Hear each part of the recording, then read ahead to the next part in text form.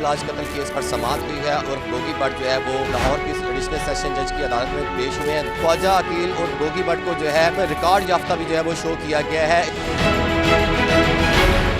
जब लाहौर हाईकोर्ट में मसरूफ है, केस की समाअत जो है वो कल तक जो है वो मुलतवी कर दी जाए। अदालत ने केस की जो समाअत है 23 सितंबर तक जो है वो मुलतवी कर दी है।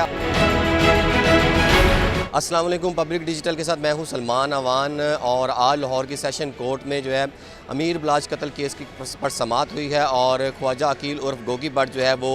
आज लाहौर की एडिशनल सेशन जज की अदालत में पेश हुए हैं। 2 केसेस हैं उनके ऊपर जो है वो पेश हुए हैं। आज सख्त सिक्योरिटी में जो है आज फिर जो है वो लाहौर की सेशन कोर्ट में पेश हुए हैं और तकरीबन 3 SHO ड्यूटीज़ पर तैनात किए गए थे और 100 से ज़ायद पुलिस एहलकार जो है वो तैनात किए गए थे, जबकि 70 से 80 के करीब जो है वो ख्वाजा अकील उर्फ गोगी भट्ट के जो प्राइवेट गार्ड थे वो जो है वो उस वक्त मौके पर मौजूद थे और वहाँ पर गैर मुतल्लका शख्स का जो है वो दाखिला ममनू करार दे दिया गया था। लाहौर के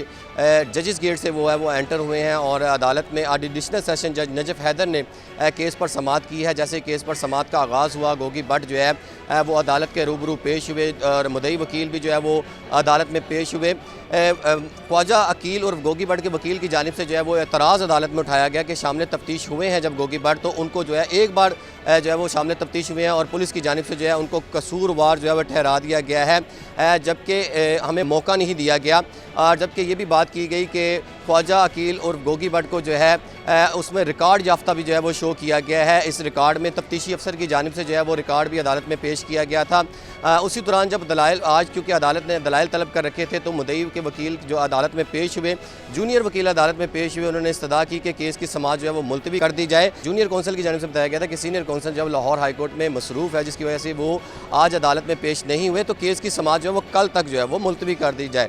जिस पर अदालत ने जो है वो अदालत ने केस की जो समाअत है वो 23 सितंबर तक जो है वो मुलतवी कर दी है और ख्वाजा अकील और गोगी भट्ट के जो है वो 23 सितंबर तक जो है उनकी अबूरी ज़मानत में तोसीक कर दी गई है। उनके खिलाफ एक और मुकदमा भी था, पुलिस एहलकारों को धमकियाँ देने का केस था। उस केस में भी जो है ख्वाजा अकील और गोगी भट्ट जो है वो अदालत में पेश हुए। ताहम आज वो जो एडिशनल सेशन जज थे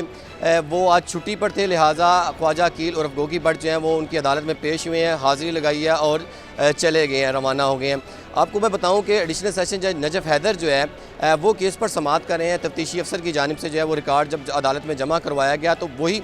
गोगी भट्ट के वकील की जानिब से जो है वो ये एतराज़ उठाया गया था कमरा अदालत में कि हम मेरे मौक्कल की बात वो मुकम्मल तौर पर नहीं सुनी गई, सिर्फ़ एक दफ़ा बुलाया गया पुलिस की जानिब से और उनको कसूरवार जो है वो करार दे दिया गया है। जबकि उन्होंने ये नुक्ता उठाया